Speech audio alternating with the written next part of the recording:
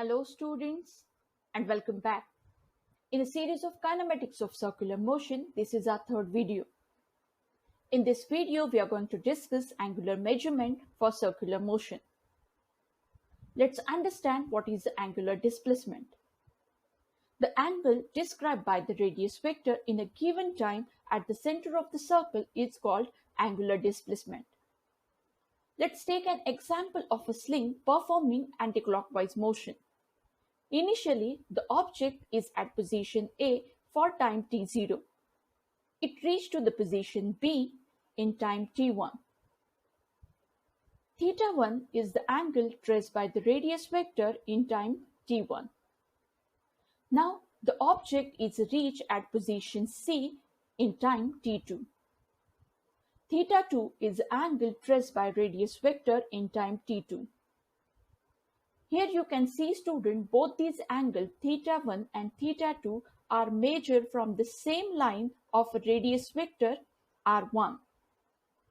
Now I am interested to find the angular displacement in finite time delta t, which is equal to t2 minus t1. This angular displacement delta theta is equal to theta 2 minus theta 1. Note down student, finite angular displacement is scalar quantity. From this, I can write formula for the average angular velocity, which denote with the symbol omega equal to delta theta divided by delta t. Let's define angular speed. The rate of change of angular displacement is called angular speed.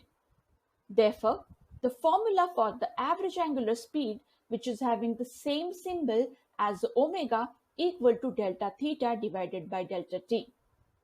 Here we can use the word displacement for the speed.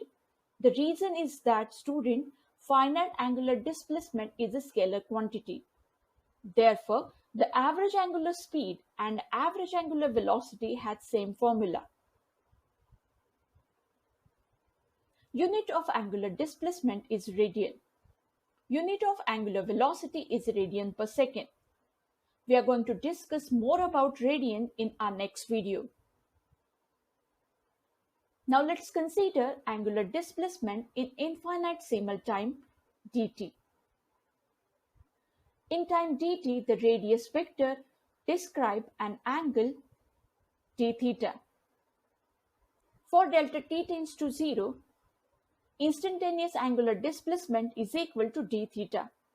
Note down student, instantaneous angular displacement is a vector quantity. So the instantaneous angular displacement have both magnitude as well as direction. Vector d theta is equal to d theta. From this, we can write formula for the instantaneous angular velocity vector omega equal to limit as average angular velocity as a delta t tends to 0 or limit as average speed as delta t tends to 0 is equal to vector d theta divided by dt. Up till now student, we discussed that infinitesimal angular displacement is a vector quantity. So let's find the direction of the angular displacement. For that, take again an example of a sling performing motion in anticlockwise direction. Now, student, you have to take your right hand and curl fingers in the direction of motion. The direction of outstretched thumb is the direction of a instantaneous angular displacement. The instantaneous angular velocity have same direction as that of instantaneous angular displacement. Anticlockwise direction of the instantaneous angular displacement is considered as positive. Now state the right hand rule. Which helps you to find the direction of instantaneous angular displacement. If the fingers of the right hand curl in the direction of revolution of the body, then outstretched thumb gives the direction of angular displacement vector. Now, for a same sling, if performing clockwise motion, then again take your right hand, curl your finger in the direction of a clockwise direction. The outstretched thumb is give you the direction of instantaneous angular displacement as well the instantaneous angular velocity. Now here you can see, student, when the object is moving in clockwise direction, the direction of angular displacement and velocity is in a downward direction. Instantaneous angular displacement in a clockwise motion is considered as a negative, as well as the instantaneous angular velocity. Now from this you can see, student, angular displacement and angular velocity are axial vector because these vectors are perpendicular to the plane of motion. Now to verify the direction of angular displacement, do loop-de-loop with rubber. When the rubber performing clockwise motion, it advances in a downward direction, and when it performs anti-clockwise motion, it advances in upward direction.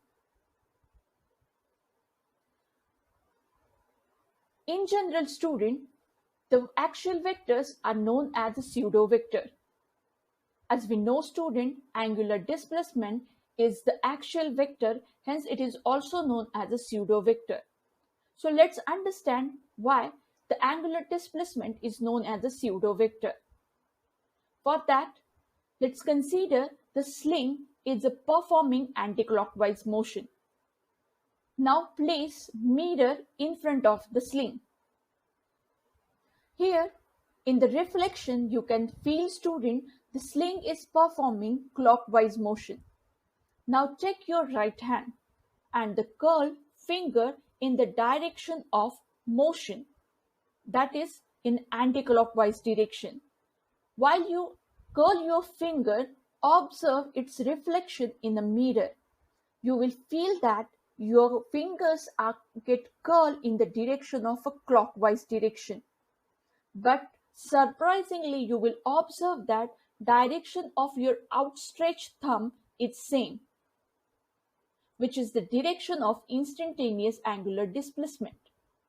From this, student, you can understand in the reflection, even though the sense of rotation is changed, but the direction of instantaneous angular displacement is not changed. From this, we can say that, student, the given axial vector, that is angular displacement, is a pseudo vector. Let's consider a sling performing uniform circular motion. In a case of angular displacement, the definition of a uniform circular motion is equal angle is described by the radius vector in equal interval of a time. That is, angular velocity is constant. So here you can see, student, in time dt, the angle described is d theta. In the next time dt, the angle described is d theta. In the next time dt, again the angle described is d theta. The total angle described is delta theta in time delta t.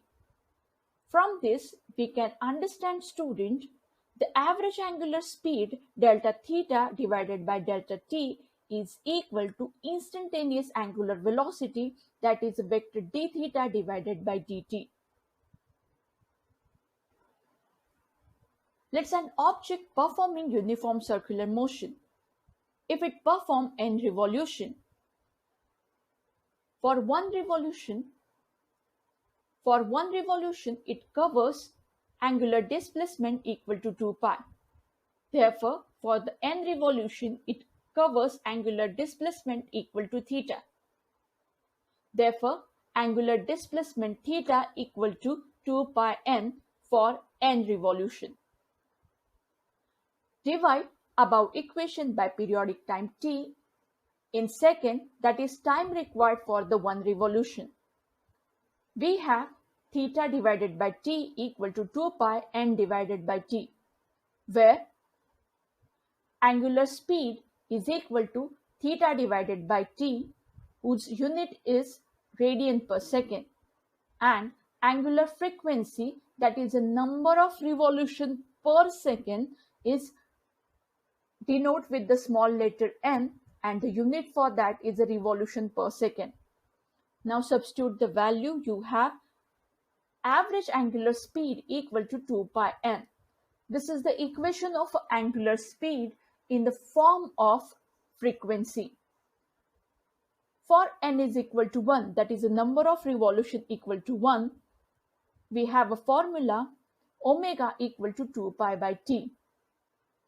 But student, we already discussed that in a case of a uniform circular motion, average angular velocity or average angular speed is equal to instantaneous angular speed or instantaneous angular velocity. So both these formulae can be used to find instantaneous angular speed or instantaneous angular velocity, or for the average angular speed or average angular velocity.